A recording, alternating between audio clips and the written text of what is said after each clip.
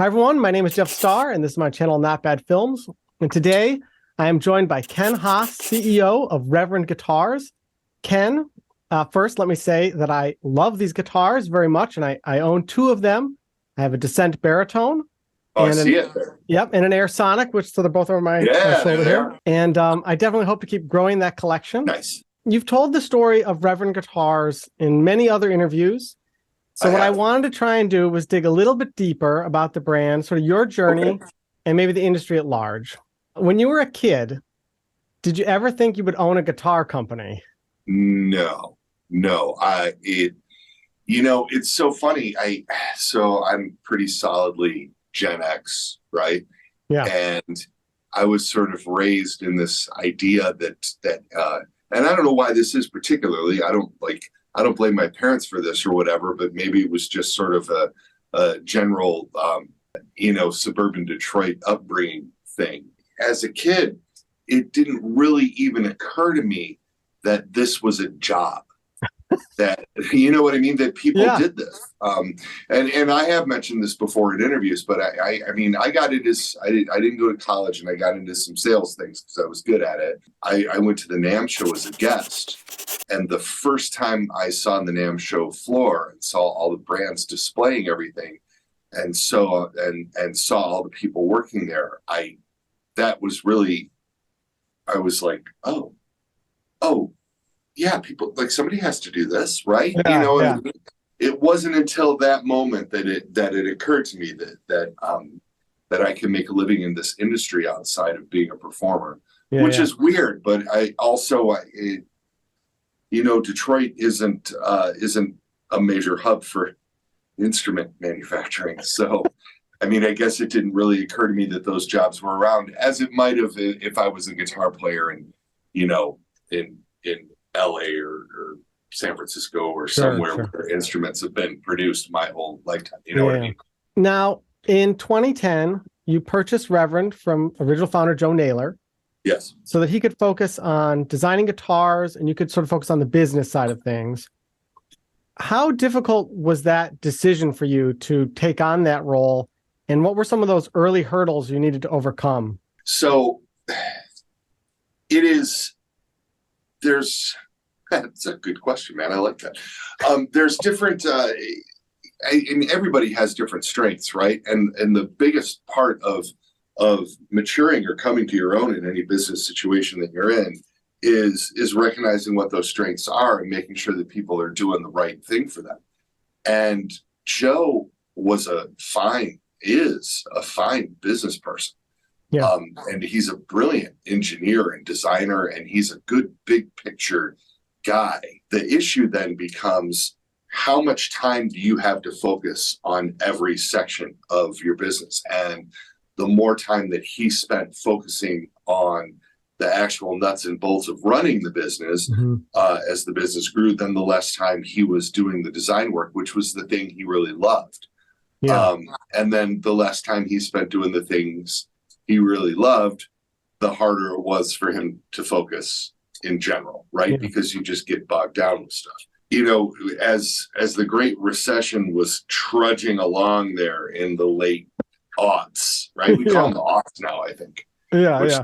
Weird, right? Because it seems like it was just yesterday to somebody. Yeah, it does feel like yesterday, yes. It does, yeah. As we were sort of trudging along through that, we just needed to come up with a different plan, to move the company forward. And that plan included a lot of new gear and just a more focused and different way of running things. Yeah. And so a lot of time was put in by myself and my partner, Penny Haas, my wife. And we spent a lot of time coming up with an actual plan. And so when we presented it to Joe and to financial investors, it was pretty solid. And I had already found a building to go into that was our first building was pretty small. And basically that plan at that point was, okay, how small can we make this company and still survive? Because what I didn't want to do is I didn't want to sell it to a bigger brand and then just have the brand disappear into the bigger brand, as I've seen happen a bunch of times in this industry. I wanted to keep growing it in accordance to Joe's vision, and I think because we wanted to grow it in Joe's vision, it made the transition with him easy. Sure. I mean, one of the things that I'm really proud of in life is that my relationship with Naylor started with him and I becoming friends, and very good friends. And then I worked for him for a number of years, and it didn't ruin that relationship. And he's been working for me for a number of years, and it hasn't ruined that relationship. So I think we have something that's pretty different, not just in this business, but in any business that we're able to function. I would agree. Yeah, for sure. So Sure. It's awesome. He's still doing the best work of his life right now. I mean, it keeps getting better and better. Just you wait. Great. Oh, well, I'm very excited for always Yeah. new stuff. So speaking of new stuff or things that sort of change the company's trajectory, Yeah. In 2016, Reverend released its first signature guitar with Smashing Pumpkins frontman Billy Corgan. In my experience, and I know in probably other people's, that really put the brand on everyone's radar, right? In a big way. It got a lot of press. I think you won Best of NAMM show or something, right, that year? Yeah, that's true. Okay, that's a big launch. It's a big moment, perhaps, for the brand. But at some point, like, something could have gone wrong that could have damaged the reputation of the brand, or maybe if those guitars didn't get good reviews and they went out. I imagine that would have been a pretty stressful time for you. First question is yes or no? Yes, that was a time where we were like really focused, and it was we had just moved to Toledo from our first office in Detroit, so we had just expanded the size of our building then. Mm-hmm. But that was out of necessity, really, before the Corgan thing started to be finalized anyway. And we knew we needed more space. But there's been dozens of those moments. Yeah. There's no one lightning rod to what we've done here. Yeah. And what we solidified with Pete Anderson, 8 years before the Corgan thing came to its fruition. We started doing the Pete Anderson models in about 2008. The message that we put out. That first guitar was the hollow body. But yeah, that's correct. Yeah, which is a great guitar. I had a chance to play it once. It's really an amazing guitar. Yeah. And it's really special. It's not a copy of anything. And Pete was looking for something very specific that Joe was able to design around Pete's specific needs. Yeah. And then we marketed the guitar to the public exactly as Pete was performing with it. And that was a huge building block, because what we established then was that Joe will sit down with an artist and do the exact thing that they want. And then when we go into manufacturing, we'll sell that guitar exactly as we're shipping it to the artist. The Corgan thing was just a continuation of that, just with a bigger audience, a bigger rock audience, but it sort of solidified this sort of work, the model cohesiveness artist program thing that we had. It wasn't too long after that we started doing the Greg Koch stuff. And Greg is another one. I mean, he's just he's so known in the industry, and he's such a tone guy, and he's so picky about his stuff. And Reeves Gabrels is the same thing. I mean, we developed whole pickups around Reeves and the Space Hawk model and things that tailored to his specific needs. Every single one of those artists added something. It was like a building block, you know what I mean, to move on to the next one. So, and every single time we do it, it seems like it's nerve-wracking, but once Joe nails it with the artist, then we know. I'm pretty confident that we're going to be able to take it to the public if the artist is happy, And Corgan is an interesting model in and of itself, because the original model hit really, really hard, and we sold a lot of them. Yeah. And Billy's personal feeling on it that he's made known many times is he thinks it's the best modern electric guitar ever made. But then when he was going back and revisiting earlier stuff in his catalog, he was going back to some of his older guitars. And we asked him point blank what it was that he was missing, and then solved it again. Yeah.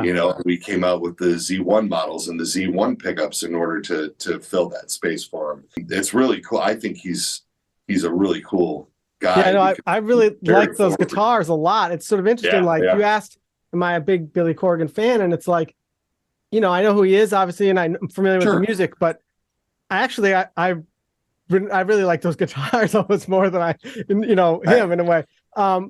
I do have a question though about artist Yeah, of relations course. and sort of and how that comes about. And this is something that in trying to formulate questions for this, I sort of asked on different forums, like, hey, I'm going to be interviewing Ken. What are some things people want to know? Yeah, And yeah. one of the things that came up is sort of how does Reverend go about sort of deciding what artists they want to work with? Is it they come to you, you approach them, or is it a situation like, let me rephrase that better. In deciding, okay, we're going to work with this artist, is there a financial decision that says this person's going to sell X amount of guitars? Or is it more, we really like this person, we think that we can create something unique to the market? That's funny. It's more the latter. Sure. I don't there's decisions that I could have made that would have been better for us financially, probably over the years, especially in retrospect. All of it happens truly organically. It's crazy.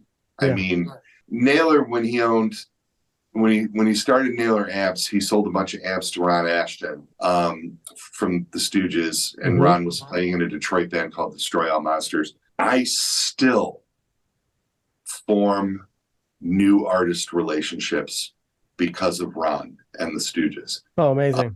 And in genres that would, like Chris Funk from the Decemberists was looking for something specific for their Hazards of Love record 10, 12 years ago, whenever that was, and wanted to do the Stooges thing and started looking into Ron and saw that Ron was playing my guitars and had heard of us and knew who he was. And that led him to call us, which eventually led to a pretty strong artist relationship between Reverend and the Decemberists. And then it led to Chris Funk working with Joe Naylor to help develop our Airwave 12 string. It's not a signature model for Chris, but Chris wanted a 12 string and his input was sort of involved in that. And we have a lot of relationships that are like that. Audley Freed is who introduced us to Reeves, and the Drive-By Truckers introduced us to Audley when they were out on the road with the Black Crowes. And so, which eventually ended up to Audley bringing Reeves to meet us at a Nashville NAMM show years ago, and then Reeves getting a guitar from us and loving us, and that turned into this whole thing. Yeah. And pretty much all of those, with the main artists that we work with, there's a story like that where there was a personal connection with Corgan in particular. Somebody that used to work for him in his management, his assistant that he had in the late 90s, brother is a local Detroit musician who I've been friend, gave me my first tattoo when I was 18. And his sister ended up working for Billy. And that's how Joe ended up making Billy a couple of custom guitars in the late 90s. And then we stayed in touch with them. And then eventually that relationship came back around, So it's weird. It's very, very difficult to sit down and go, because that's another thing that people say to me all the time that I just love. Well, you know who you should be working with? I don't know that person. I mean, like, man, I would love to work with everybody, and those suggestions are always welcome. I don't mean it to sound like that. It's just that the way that we've developed artist stuff, it has been more personal and more word of mouth and things. And it's kind of hard to reach out to somebody out of the blue and be like, hey, we want to do something. Yeah. And I'm not saying that I haven't done that. I'm just saying that usually doesn't work. Yeah. No, right? I get it. All right. So I'm going to shift gears a little bit. Sure. All right. So the internet has radically changed how people shop, but at the same time, guitars are very personal. People want to pick them up. They want to feel them. They want to play them before buying often. How would you describe the feeling of playing a Reverend to someone who has not had the opportunity to do so? Wow. I might be too close to it to be able to answer that question effectively. I know what we try to. So our sort of mission statement, I mean, the thing that we do here is we take these, I like to say in our building here in Toledo, is that we turn them from commodities into instruments here. That's what we do. I'm an Ibanez guy. Okay. Ask anybody who knows me. And my first guitar was a '68 Tele, and I couldn't play punk rock on it, and because I didn't know how. I know that punk rock can be played on them now, Yeah. but when I was 16, I didn't know that that it could be. Yeah. And so my first real guitar was a RG 570. My first real nice guitar that I have. Yeah, I yeah. mean, I had a couple of Kramers and a couple of shitty guitars, but my first real one Yeah. was that blue Ibanez RG 570, and I still have it. And so I started to get into the history of Ibanez as I got a little bit older. And what they used to do, I mean, when Hoshino started importing into the U.S., there was no real precedent for it. Japanese guitars were cheap, and nobody thought of them seriously as instruments. And of course, as we all know now, I mean, Fujigen, Tsuji, these factories Oh, yeah. are some of the best guitar factories in the world. And so they brought people into the States, and they brought the guitars here, and they set them up properly, sent them out to music stores in the late '70s. They got a couple of big artists, Steve Miller and Bob Weir and stuff. But the idea was, when you walked into that music store in the late '70s, if there were a bunch of guitars hanging on the wall from the big American brands and stuff, they just weren't set up. I mean, they really depended on the music stores to do that stuff. Yeah. And some music stores were very, very good at it, and others Not so much. Yeah. And so they consistently wanted to be the best playing guitars in the store, no matter what the store process was. And in order to achieve that, they did that themselves. And Naylor's philosophy on this was the exact same thing from the beginning. We use a world-class production facility too. I mean, we use a company called Mir Music in South Korea, and Mir makes guitars now like guitars were made in this country 50 years ago. I mean, shockingly, there's no CNC machines. Really? Everything's done on pin routers, and everything's done by hand. Wow. And there is a thing that you can feel when you play the guitars. I don't know if it's that they're perfect or if it's that they're not perfect, but there's a thing. Yeah. They have a personality, and there's an indescribable thing that is there. And if you talk to people that own our guitars and compare our guitars to other guitars a lot, I get asked the question, it's different. I can't put it into words. I don't know why it's different, but it is. Because it's not just any one thing. It's a collection of things. It's a collection of the craftsmanship that went into building it, the care that we put into them here. Naylor designs these things with looking for something that he has in mind, and not trying to copy something that's been done before, but with respect to things that have been done before. So there's a familiarity, yet a freshness to it. And I think all of these things combine to make it a special experience. And yeah, I mean, you're definitely right.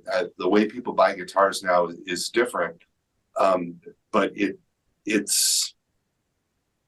doesn't seem to be curbing people's enthusiasm. That's good. Yeah. We have a reputation to live up to, and hopefully we're doing it. Yes, I'll maybe be so bold as to try to answer this a little bit for you too.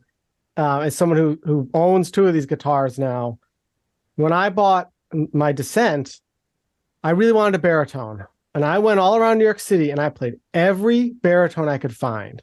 I played vintage baritones. I played new, all different price points, whatever. And the only one I couldn't find was the Reverend. And your specs looked perfect, but I'd never played a Reverend before. And so I ordered one from Rudy's Music in the city here. And it came in, and I went down. I was like, and they were like, if you don't like it, it's fine. You don't have to buy it. It's whatever. And I went in, and in feeling it, having it get handed to me, my immediate reactions and thoughts were, wow, it's really ergonomic. Like, it sits on my body really comfortably. The neck feels amazing. These frets are incredible. The attention to the detail on the nut, right? It's just the corners have been a little shaped, so they're not like cutting you. the just the whole the setup was perfect out of the cardboard box, right? It played incredibly well. And I was like, I'm buying this. Like, this is really obvious. It sounds great. And I'll say this about a baritone, because we're not talking too much specs, but the bass contour on a baritone, what a genius thing to have, right? So then I go and I'm by my parents, and I see that there's this Air Sonic here. It's used. It's in a Guitar Center, you know. It's like mint. I don't know what its story is. No one's ever played it, whatever. Same thing. The neck feels amazing. The way it sits on the body, so comfortable. The weight, the balance. It's just that sense of ergonomics, balance, and feel, the finish, everything is so well done. And other than the strings on it being a little old, because it's been, you know, whatever the history on it is, a couple years old model, it just played great. And it sang. It sustains incredible. Once again, the bass contour to dial in different tones. It's just so usable. It's so practical. It's so simple. And then, of course, the looks of them are great, too. They're kind of retro, but they're still futuristic. It's really amazing. I mean, it's a great brand. I mean, I'm gushing, so I think you know how much I like it. But all right. Anyways, so to focus on questions for you, in the current lineup of instruments, what's the one guitar or bass that you think is overlooked by customers and maybe deserves more attention? Ooh. The Air Sonic. The Air Sonic. Sure. Yeah. It's the epitome of Naylor's creative design, like up to this point. And a lot of the stuff that came out of that guitar came from him playing and recording his music, and something that he was looking for, as opposed to, you know, working with an artist to develop something for that artist, which to me is just interesting, because Joe's a perfectionist, but he had this idea a long time ago. He started talking to me about this guitar probably 10 years ago. And I think we launched it in 2018. Yeah, I think somewhere around there. That sounds about right. Yeah. He probably started talking to me about this in 2012, but he was like talking about the idea of a thin flat guitar that would have, you know, holes would go through the body, and the guitar would be so thin that it would vibrate very freely with the strings, and it would sound like a semi-hollow or a hollow body, but just be one thin piece of wood. And I was like, that's crazy talk. You know, just hearing him say that, I'm like, oh. And then as time went on, and it started to be a little bit more cohesive, and it ended up, you know, having being thicker underneath of the bridge to give you that sort of initial attack, but yet the wings stayed thin to give that vibration thing that he was talking about. And then the chambers ended up not only being, you know, the F holes, but then the chambering for the controls, because like this, the bass contour being in the upper horn was also thought out, because that removes wood from that specific area. And all of these things started when it started to come together. And the first time I saw one, I was completely blown away. Yeah. It's just so, you know, interesting. It's an incredible guitar. It's my number one. I will say that, like, awesome. It's amazing. It's an amazing guitar. And if anyone, I will say this again. If anyone hasn't played that guitar, play that guitar. Yeah. And I tell people that too. Because I really think it's sort of the epitome of Naylor's, you know, design, not just his aesthetic, but his actual technical awareness. And, you know, everything sort of came together on that model, and it's awesome. And I think there's some signature models that I definitely feel the same way about. I mean, the Reeves Gabrel Space Hawk is its own thing. There's nothing. There's a handful of things in our line where there's nothing out there in the marketplace that compares with what we're doing, which is interesting to me. The 12 string, the Descent, you know, I mean, you have two of them. Yeah. The combination of the scale length and the bridge placement and the things on the descent make it different, you know.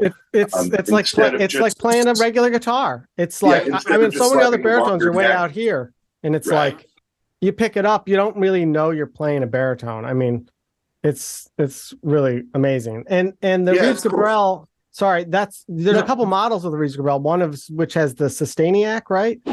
Yes. Yeah, and I think that's just also a really kind of cool thing that you got going on, you know. Yeah, and that is the sort of the old school sustainer that Reeves likes, and that company is still around making those, and it works. You know, it's got its own vibe, and it's so interesting to me because I've been approached with like newer sustainer type things right now, and none of them really have the aggressiveness of the one that Reeves uses, and Reeves uses that for a reason because it does the thing that he likes, you know.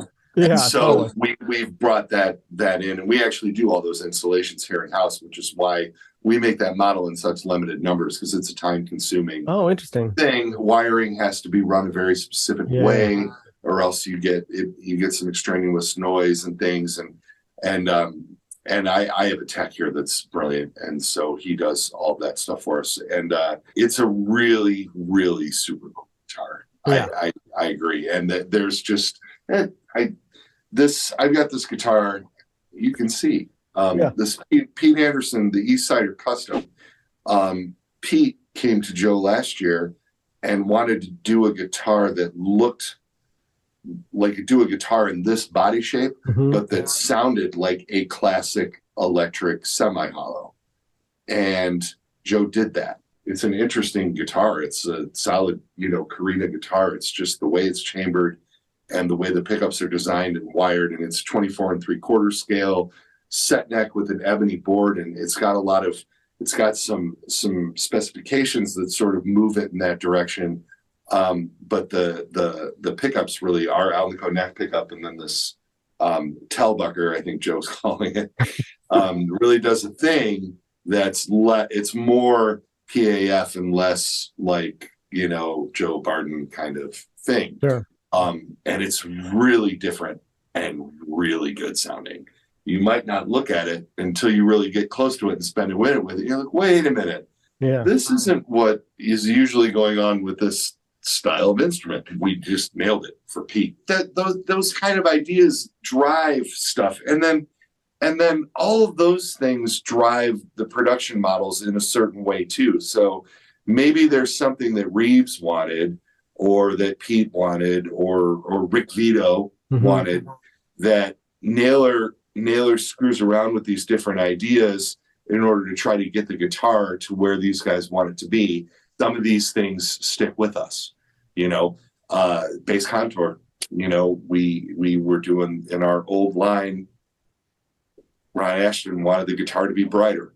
Yeah. And so the bass contour control was evolved as a way to decrease the bass output of the instrument so we could make the guitar brighter and play with it, and then all of a sudden we realized that we had something that really we should use on everything. So yeah. I don't know if I answered your question or not. No, I love the organic nature of this. It's all good. It's all good. Reverend's lineup, you have this, what I would say is an extremely high value guitar, and your price range sort of falls within that $900 to $1,800 price point, right? That sweet spot there. How do you maintain, though, that high value versus increasing costs over time? Attention to detail here in the shop. We inspect everything and we're pretty thorough with it. Look, it's hard to. So this is also something that I have a hard time putting into words, and I try to when I'm doing interviews every once in a while. Perfection comes at a price, and that price is high. So when you're looking at, I like guitars. I like $10,000 guitars. I like $5,000. I like guitars. I have a lot of guitars. Yeah.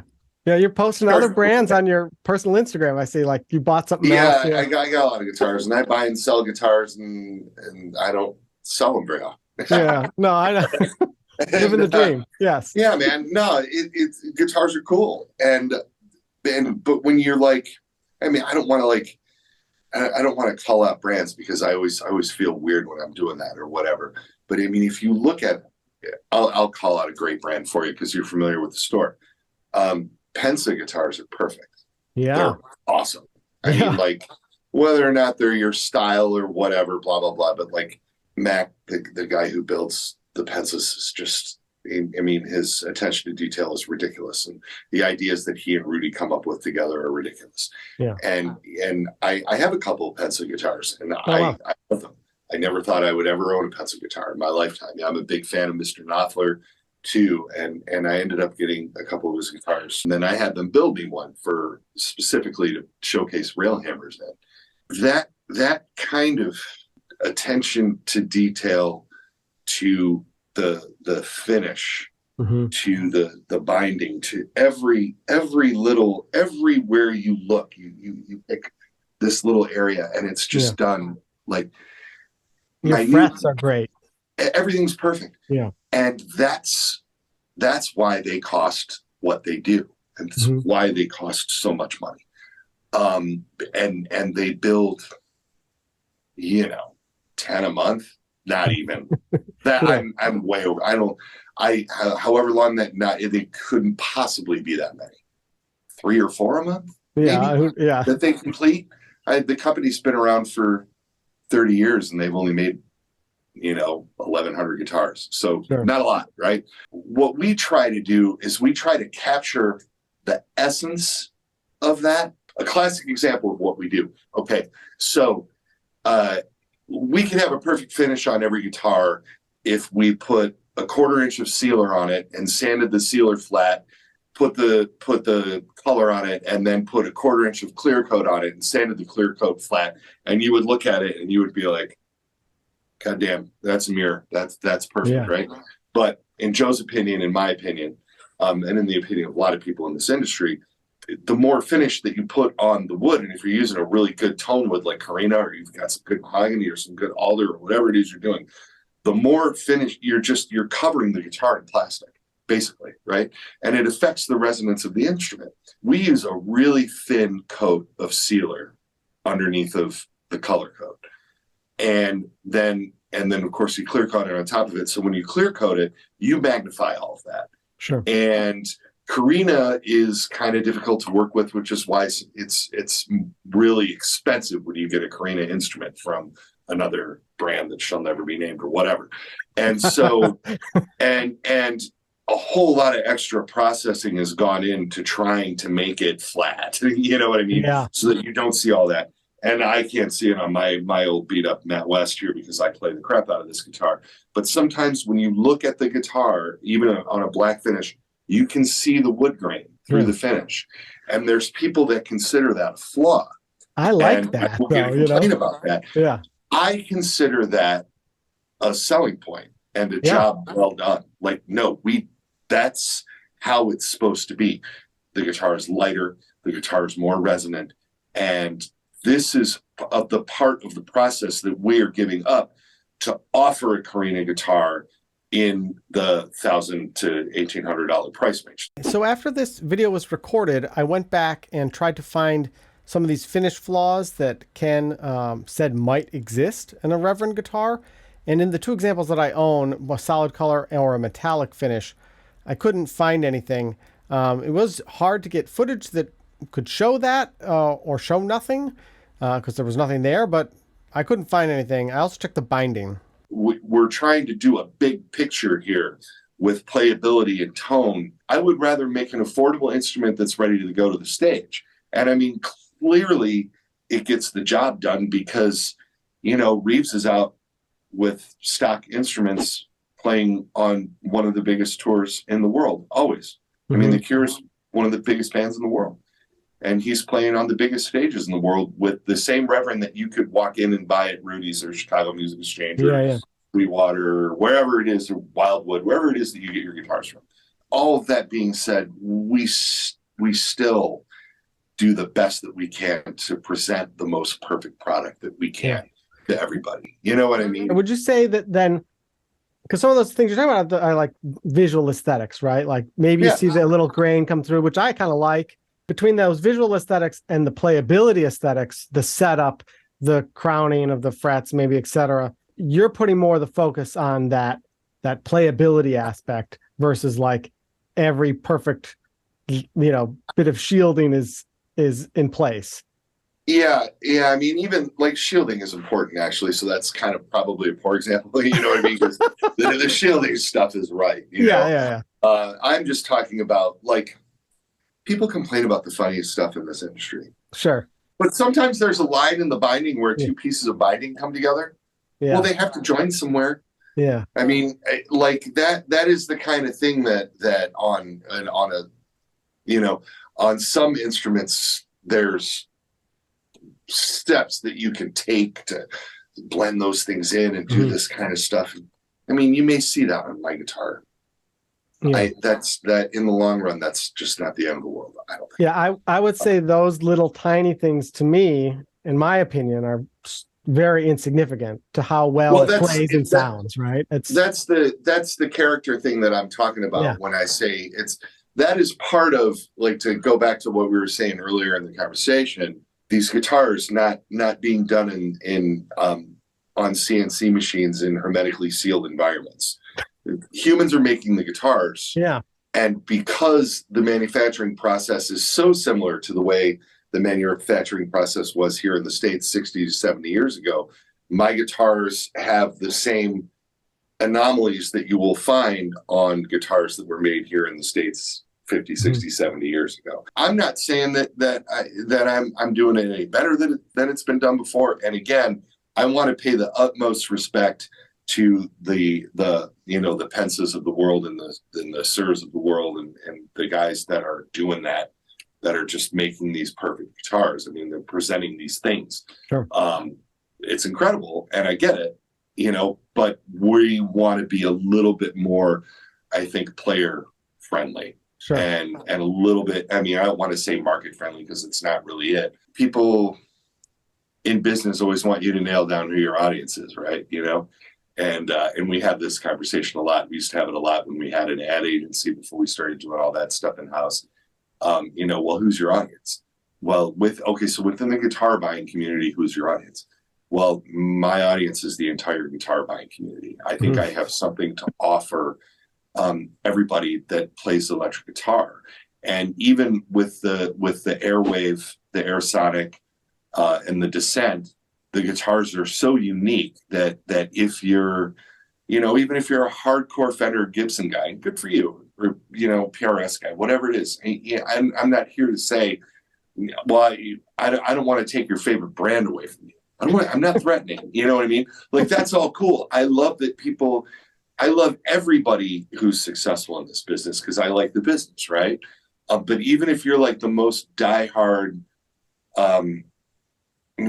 Gibson guy or whatever, and you need a 12 string for something, we make a 12 string that sounds great and stays in tune and arguably is the best 12 string on the market at any cost. I will put our Airwave up against anything as far as tunability, intonatability, tone. There's the nut width is wide, so it's easy to play. It's got, like, the whole thing is there. So even if you're really into something else, I have something. I have this, like, that niche instrument for everyone. And then, of course, we just make guitars that rock, So we're doing guitars for legacy artists that have been around my whole life and people that I've admired my whole life. And then young artists like Matt from Net Deep and young bands that are out on tour right now, filling arenas. And so it's cool, man. I'm proud of it. Yeah. I kind of have like two questions here. I think they sort of intertwine a little bit. Yeah. In this, talking about this price point and sort of this quality control sort of setup aspect of the guitars, do you feel like there's pressure from dealers or customers to offer higher or lower price points? And how much of that is driven by outside for overseas costs versus internal, like that fit and finish side of things? Oh, that's an interesting question too. We are trying to think of a good way to answer that for you, because I don't want to sound arrogant. I don't. I want to make clear to you that I'm very, very humbled to be in the position that I'm in. And it's very cool to me that guys like you even want to talk to me about this stuff. You know what I mean? I do this every day. And sometimes I forget that there's a lot of people watching what we're doing. So that's cool. I, in all honesty, worry more about us. Yes, when we're talking about launching a model, we do have a little bit of the what is so-and-so make that's similar to this and what are they priced at or whatever, blah, blah, blah. But we have established, I think, the mid-range in this business. Mm-hmm. It's us. You know what I mean? As far as price range is concerned and what you can do with that. And I think as long as we operate within the confines of what we've established, I don't worry about it. There's other companies out there that are making guitars that are less expensive than ours, and some of them are great. And that's cool because that's their end of the market. You know what I mean? And so they can do that. I don't feel the pressure to do that. And that is not to mean that I never will. You know, it's just that I don't sit around all day going, why can't I make a guitar for $4.99 anymore? Well, because you can't, you know. You got to remind people too, I'm 53, right? And I often think in terms of that $1,000 price range, right? $1,000 now is $500 25 years ago. Maybe not exactly, but in the terms of this business, pretty much. Yeah. You know, and so our prices, yes, they've risen over the years, but I've always tried to raise the quality and the options and things with what we're doing, along with price increases that we had to have because of manufacturing costs and shipping costs and overhead and all of that kind of stuff. You know what I mean? I always want to make sure that we're offering something cool to go along with all that. I feel like I would have to give up too much in order to make something cheaper. And I feel like I don't have enough of a value add in order to make something more expensive. I don't know what else I would do. Yeah. I often get asked why I don't make guitars here in Toledo. And the place that builds our guitars has been building guitars for 3 generations. They know what they're doing. What's the magic? I buy a bunch of equipment and have a bunch of guys from Toledo try to chase the quality of the instruments that we're already having made, and maybe or maybe not make them as good as what we're getting now. In order to charge more. Yeah, sure. You see, it doesn't really compute. It just doesn't make sense to me. Like, we're doing this thing, people seem to get it, and it's a global economy anyway. So, and we sell guitars all over the world. So, I think holding steady in the lane that we're in is the way to go. And again, I never say no, you know, because somebody could have a great idea, and I could really find that thing. You know what I mean? I would like to expand a little bit. I would like to be able to, the factory that we work with can't make any more guitars. So my company will never grow from here until we start doing something else with other people, right? Yeah. And I haven't found that right person to do stuff with. Sure. Yet. Yeah. And when I do, I don't know where it'll go from there. Yeah. You know? So that is the big unknown as well. Okay. There was an answer for you.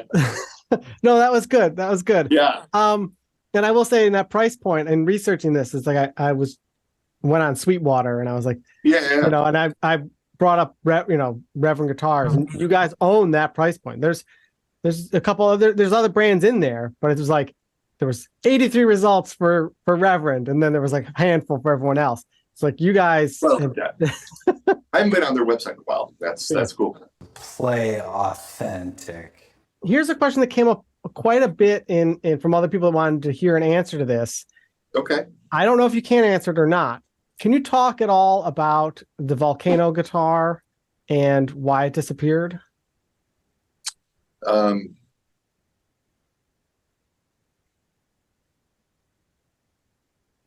mean, it's a tough one. Okay. Gibson didn't want me to make it anymore. Yeah. Hey everybody, Mark Agnesi here for Gibson Guitars. And today I want to take a few minutes to talk to you about originality and what it means to play authentic. And, you know, that's about it. What that means for a couple different people. To the manufacturers out there, we want you to know that you've been warned. We're looking out, and we're here to protect our iconic legacy. They asked me nicely to stop, and I did. Yeah, okay. They asked me nicely to stop with a giant team of lawyers, and my small team of lawyers said, "Yeah, you should probably stop." Yeah. I mean, that volcano shape had been in the Reverend line for a really long time, is my understanding. yeah. When something like that goes away, does that feel like, I don't know, like you're losing a part of the company? Or No, it was less than 1.5% of our sales. Oh, really? Okay. When we launched it in 2007, it was a big thing, and when we went to Carina in 2008, it became a bigger thing. Sure. Because we didn't really have any competition on it. We were initially told that we weren't infringing anything because the lower horn was quite a bit shorter than the upper one. And other brands had similar shapes too, right? I mean, oh, absolutely. And the trademark, else, yeah. the actual trademark is for equidistant horns. Sure. So we technically weren't violating the trademark, but I didn't have the sales to support the resources it would have taken to fight it. Sure. And it wasn't personal to me. Yeah. So I just let it go. That's it. With nuts and bolts of it. Okay. Yeah, I mean, that's the nuts and bolts of it. It sucked because we had a legacy artist, Ron Ashton's model that we had to stop doing. And that was a drag. But lucky for us, Ron regularly used 3 different very specific models before we did that. Okay. And lots of live footage of him playing those, and he had a favorite. And so the Orange Jetstream was just a really natural place for us to take that. Got it. And so, so it's really not that. It really. Well, I will say that I always thought that the Ron Ashton Volcano with the P90s was a super sick looking guitar. So it was cool. I'm sad that it disappeared. You've guided Reverend through some major industry changes, whether it's supply disruptions due to the global pandemic, CITES restrictions on rosewood, Play Authentic, right, which we just sort of talked about, and Gibson. What are some of the challenges that the industry is probably going to need to conquer over the next 5 years or so? You know what? I got to be honest with you. The 3 that you mentioned, nobody saw coming. Sure. Well, 2 anyway. I mean, I guess it was kind of a continuation of an earlier thing, but the other 2 things were just like CITES was out of nowhere. Nobody predicted that was going to affect our industry, right? And then, I mean, the pandemic stuff. I mean, who'd have thought? The really funny thing about the pandemic thing is I remember having to close, send everybody home, and sitting in my office, sitting in this building by myself going, what now? Yeah. And if you'd have told me at that moment, well, the next thing that's going to happen is this giant guitar boom that's going to completely change the shape of the industry, I would have been like, oh. The thing that we're grappling with, now is we're still dealing with the fallout from that, and we have a little ways to go as an industry, I think, to deal with the fallout of that. Yeah. Bigger businesses, and all businesses do this. You see like a big booming business, and people's natural human tendency is to go, well, this is the new normal. Yeah, sure. And then when things slow down and go back to normal, we have this glut of instruments now industry wide as production caught up to demand, and then production exceeded demand, that a lot of retailers are dealing with and manufacturers are dealing with. And we've weathered that storm fairly well, not because I'm a genius, believe me. But that is going to have to be reconciled before things really get back to normal in the industry for our retailers and stuff. Mm-hmm. My prediction is that the next thing will be impossible to predict. Okay.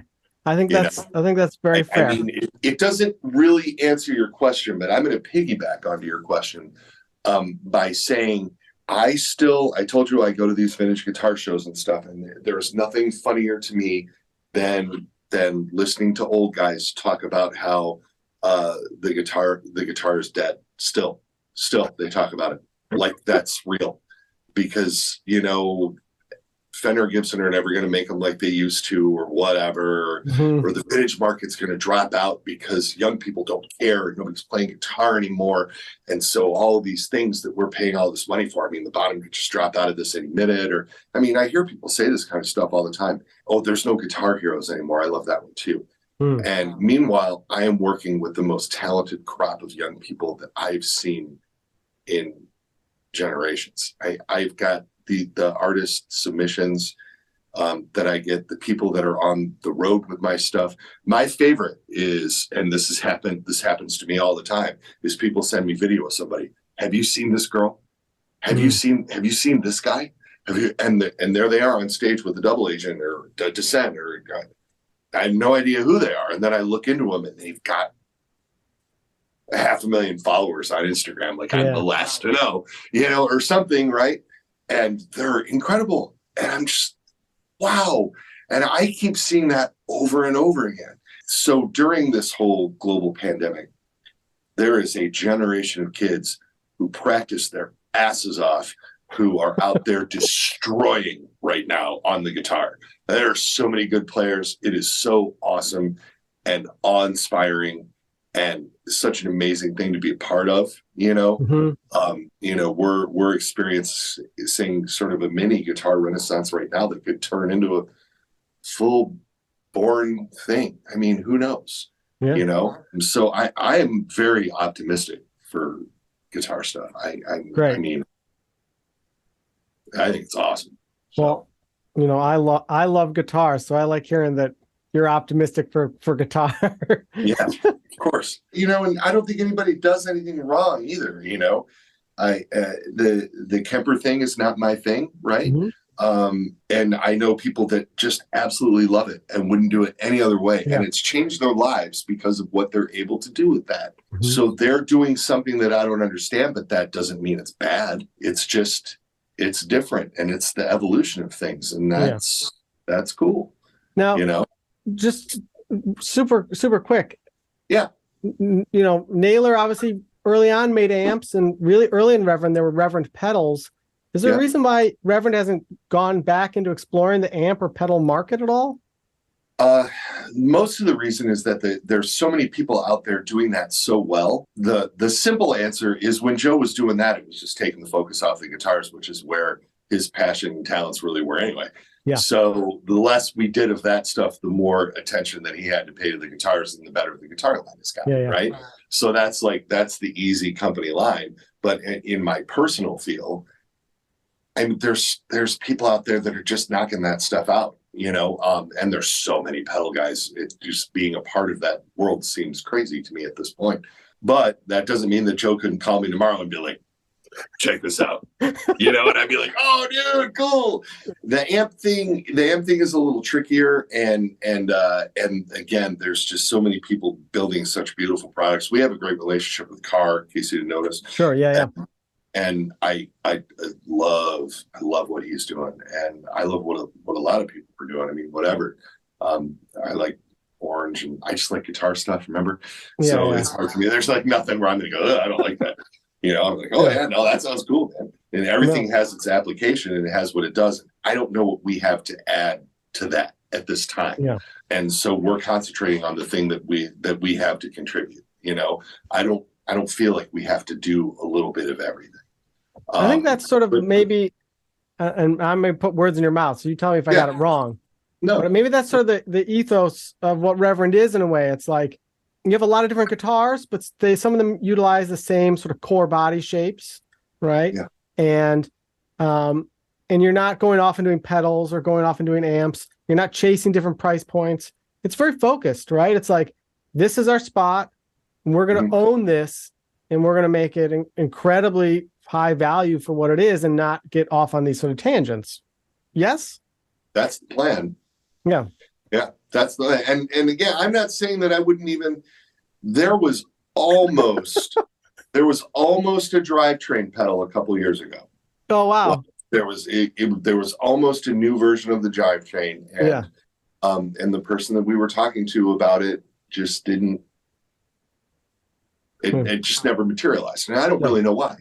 But Joe found something that he really liked with the guy who was initially willing to work with us on it.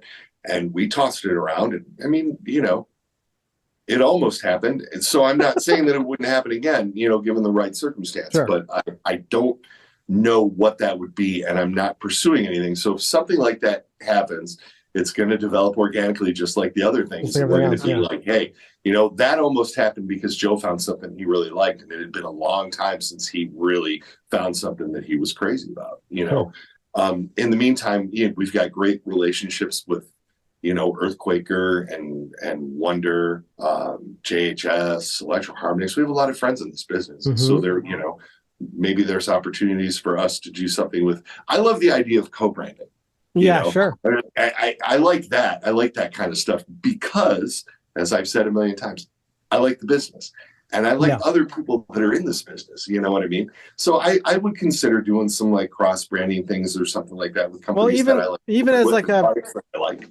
I mean, even as like, right, you CEO of Railhammer Pickups as well, but you've co-branded some Fishman stuff and the Greg Koch guitars, the Sustainiacs. Like you're bringing on other things, right? Even though it might step outside the other business you own, Right. Yeah. And a lot of that comes from, directly from artist needs, right? Yeah.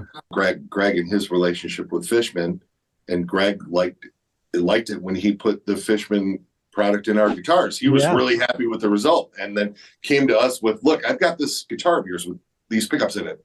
And we were like, yeah, sure. We'd like to, let's riff on that, Yeah. I mean, and that goes back to the artist thing too. I mean, it would be cheesy to me if we sold a Greg Koch model that didn't have the Fishmans in it, right? Sure. I mean, those are his signature pickups. And we're like, well, if I was to like toe this really hard line, be like, well, we're Reverends, so we got to put the Reverend pickups in. I mean, A, I don't think Greg would have done it, Sure. and B, even if we did, it just seems inauthentic. Can I even say that? I don't know. Can you? Let me know if you get a letter. Yeah. And so and I feel that way about like artist stuff too. We work with some great bands, younger band. I think a good example might be Sincere Engineer or the Illuminati Hotties or I don't know, I can do a lot of stuff off the top of my head where maybe a prominent member of the band is using Reverend, and then they come and visit the shop, and the person that's still playing his Fender jazz bass, or the person that's playing their Telly or whatever was like, well, I'm sorry. So what are you sorry about? Yeah. Like that's your thing, like why you do your thing, this person is doing the Reverend thing, and cool. You know what I mean? Yeah. I always think it's awkward when people feel bad because they're not playing my stuff. Like, I totally get it. I mean, you like what you like. And so that's totally fine. Speaking of you like what you like, this will be my final question. Okay. Because I know you've been really generous with time. We've gone over. It's all good. What is your favorite topping to put on nachos? Wow. This is so boring. So boring. The public wants to know, Ken. The public wants to know. Melted liquid cheese. Okay. Like the queso, like out of the jar? Yeah. Yeah, or even just like when you get chips and cheese at Taco Bell and you get that like yellowy gold gooey stuff in the cup. Yeah, sure. My wife, Miss Penny, has a dairy allergy, and so we don't do a lot of cheese. Okay. And so that sort of that gooey stuff, it's just good. Yeah, Guilty pleasure, yeah. Yeah, so I mean, I'm an everything guy. You give me some chicken nachos and, jalapenos, pico, tomatoes, refried beans. Dude, I love refried beans. I love refried beans on nachos are the best. It's the best, yeah. I don't think there's a wrong answer to that question, is there? Dude, I love guacamole. Love it. Great. It's great. All right, well, thank you very much for all your time. And like I said, before we started, I know I was pestering you for about a year to get this to happen. So I really, really appreciate All you good. finally relenting No, my no. nagging. It's been a crazy year. We've got some cool stuff coming out, and I think in 6 months when you see some of the stuff that we've done, you're gonna be like, oh, no wonder it took me so long to schedule that. Wow. Yeah. All good, brother. Any final thoughts or plugs you want to give for Reverend's website or social channels, or what's the best way for people to follow what's happening with Reverend? You just keep an eye on our social channels, because we've spent most of this year investing in a new video recording studio, and I'm currently lining up artists to come in here and work with us. Cool, yeah. And you're in the old studio now, right? The sort of I'm in the old studio now, and the new studio is coming, and I'm very excited about it. We really put a lot of work and effort into this, and with the idea that I can grab touring bands and have them come in here and give us a couple songs, and we can put out content, and have our own sort of thing. And we're it's going to be exciting, and I've already got some people lined up to come in that I'm really excited to have, and so I'm really looking forward to this whole thing coming together. Great. So we're very excited. More episodes of the Ken and Greg show coming up. Well, yes, as soon as we get this stuff done, Greg's coming in, and I'm going to get out to Wildwood with Greg hopefully in November, because Greg and I haven't been to Wildwood together since before the pandemic. So, oh wow. As a matter of fact, December of 2019 was the last time I was there. I remember, because I think I Christmas shopped. Perfect. So yeah, and watch for Greg. Greg is touring constantly with the Cock Marshall Trio, and it is an awesome Reverend-centric show, man. That dude rips. Yeah. And we've got a big, really cool new signature model thing coming y'all's way in 2024 that I'm really excited about. Okay. That's all I'm saying. That's all I'm saying. Right, I gotta start saving pennies up. Get my quarters and everything in a jar. Yeah, man. Well, perfect. Thank you very much again. And all right, I guess I'm gonna wave goodbye now as our official goodbye. Sounds good. Take care, Jeffrey. Nice to meet you. Thank you. Can I ask you sort of an off the record question? You can ask me off the record. Ooh, what's this? Is this one of the Yeah.